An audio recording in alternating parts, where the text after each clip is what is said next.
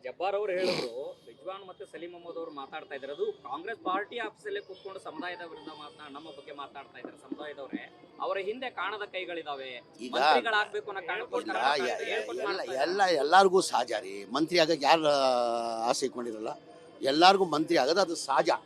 ಎಲ್ಲರೂ ಪ್ರಯತ್ನ ಮಾಡ್ತಾರೆ, ಮಾಡಬಾರ್ದು ಮಾಡೋದು ತಪ್ಪಂತ ನಾವು ಹೇಳಲ್ಲ, ಮಾಡೋದು ತಪ್ಪು. ಈಗ ನಾನು ಮಂತ್ರಿ ಆಗ್ಬೇಕು, ನನಗೆ ಆಸೆ ಇಲ್ವಾ? ಮಂತ್ರಿ ಆಗಿದ್ದೀನಿ. ಈಗ ಮಂತ್ರಿ ಆಗ್ಬೇಕಂತ ನನಗೆ ಆಸೆ ಇಲ್ಲ, ಎಲ್ಲರಿಗೂ ಆಸೆ ಇರ್ತದೆ.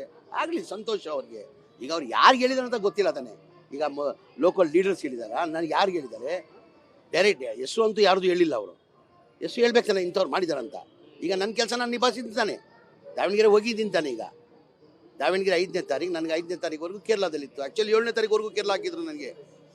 ಮಾನ್ಯ ಮುಖ್ಯಮಂತ್ರಿಗಳು ಅನೌನ್ಸ್ ಮಾಡಿಬಿಟ್ಟಿದ್ರು, ಜಮೀರ್ ಅವ್ರು 5ನೇ ತಾರೀಕು ಬರ್ತಾರೆ ದಾವಣಗೆರೆ, 6-7 ಬಾಗಲಕೋಟೆ ಮಾಡ್ತಾರಂತ. ಆ ಹಿನ್ನೆಲೆಯಲ್ಲಿ ನಾನೇ ಮನೆ ಮುಖ್ಯಮಂತ್ರಿಗಳು ಮನೆ ವೇಣುಗೋಪಾಲ್ ಅವ್ರಿಗೆ ರಿಕ್ವೆಸ್ಟ್ ಮಾಡ್ಕೊಂಡು, ಇಲ್ಲ ಸರ್ ಮನೆ ಮುಖ್ಯಮಂತ್ರಿಗಳು ಅನೌನ್ಸ್ ಮಾಡಿಬಿಟ್ಟಿದ್ದಾರೆ, ನಾನು ಹೋಗಲೇಬೇಕಂತ ಅವ್ರ ಪರ್ಮಿಷನ್ ತೊಗೊಂಡು ಬಂದೆ. ನಾನು ಬಂದು ದಾವಣಗೆರೆ ಮಾಡಿದ್ದೀನಿ, ಬಾಗಲಕೋಟೆಲ್ಲೂ ಮಾಡಿದ್ದೀನಿ. ಇದು ರಾಜಕೀಯದ ಈಗ ರಾಜಕೀಯದಲ್ಲಿ ಸಹಜ, ಅದು ಯಾರು ಏನು ಮಾಡೋಕ್ಕಾಗಲ್ಲ. ಅವ್ರವ್ರ ಪ್ರಯತ್ನ ಅವ್ರು ಮಾಡ್ತಾಯಿದ್ರೆ ಎಲ್ಲರೂ ಅವ್ರ ಪ್ರಯತ್ನ ಮಾಡ್ತಾರೆ, ಮಾಡಲಿ. ಅವರು ಪ್ರಯತ್ನ ಆಗಲಿ, ಸಂತೋಷ. ಅವ್ರ ಮಂತ್ರಿ ಆಗಿ ನನಗೂ ಸಂತೋಷ ಆಗಲಿ.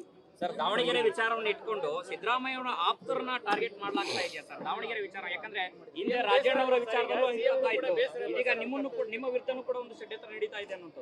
ಹೇಳಿ ಸರ್, ಆ ಥರ ಏನಿದೆ ಅಂತ ಮಾಡ್ತಾರೆ?